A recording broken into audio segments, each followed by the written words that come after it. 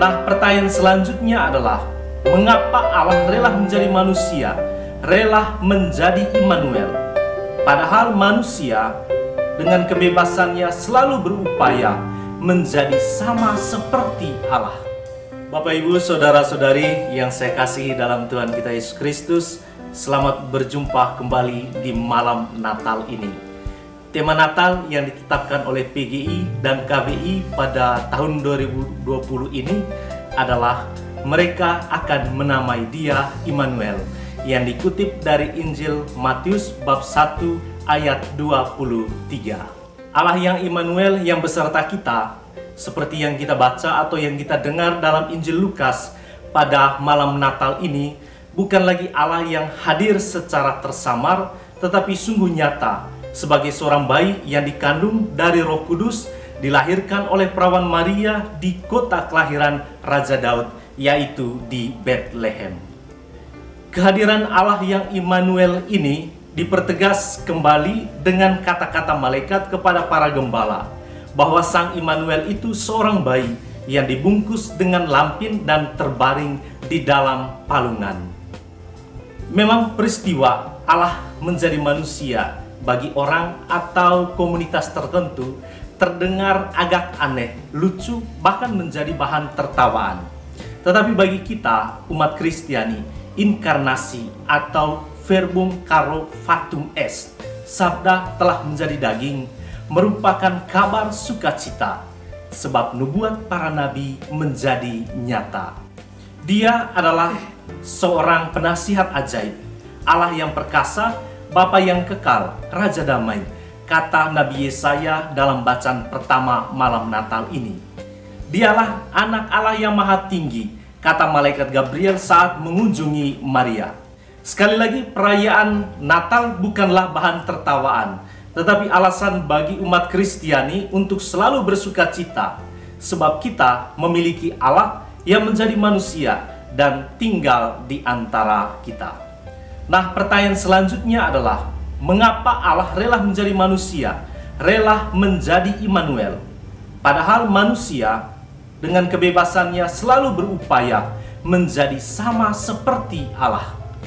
Pada titik ini kita mendapat gambaran awal bahwa Allah menjadi manusia karena manusia selalu berusaha menjadi seperti Allah.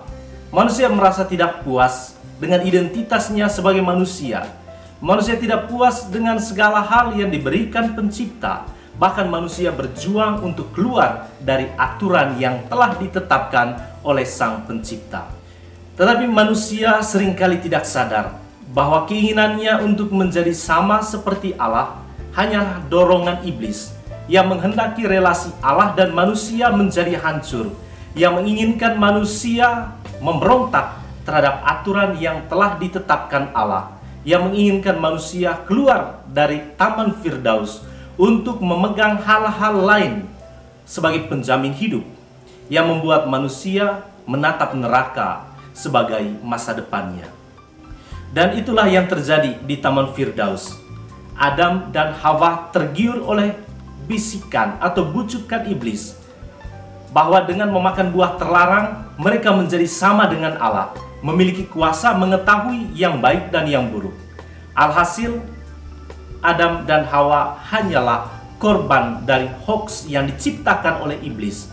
Mereka tidak mendapat apa-apa, mereka justru dinodai oleh dosa pokok, yaitu kesombongan.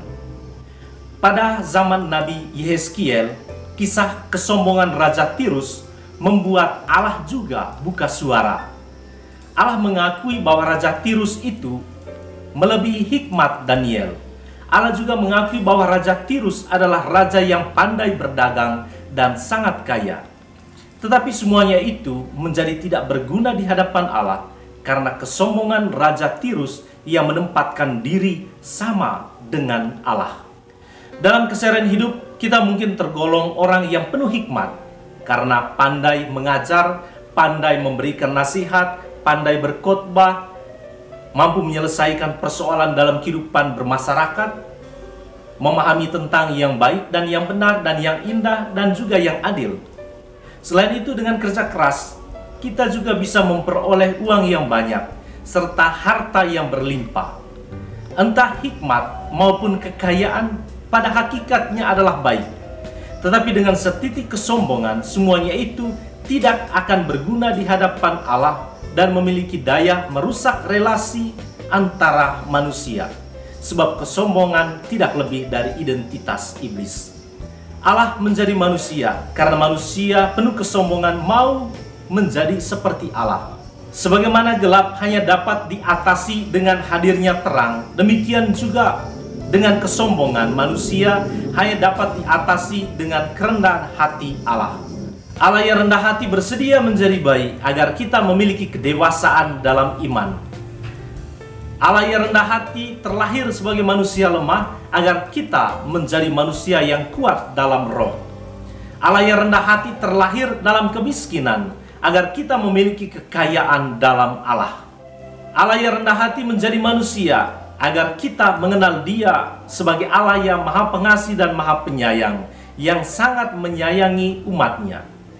Allah yang rendah hati menjadi manusia agar kita menerima diri apa adanya, serta mengembangkan hidup kita sebagai manusia sejati seperti Kristus.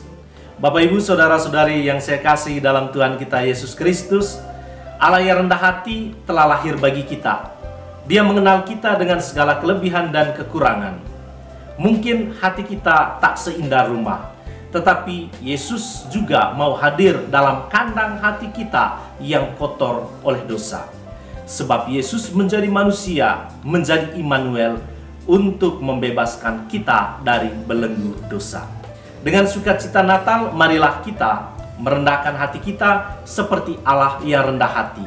Selamat pesta Natal untuk Bapak, Ibu, Saudara-saudari yang terkasih, terutama para subscriber channel ini.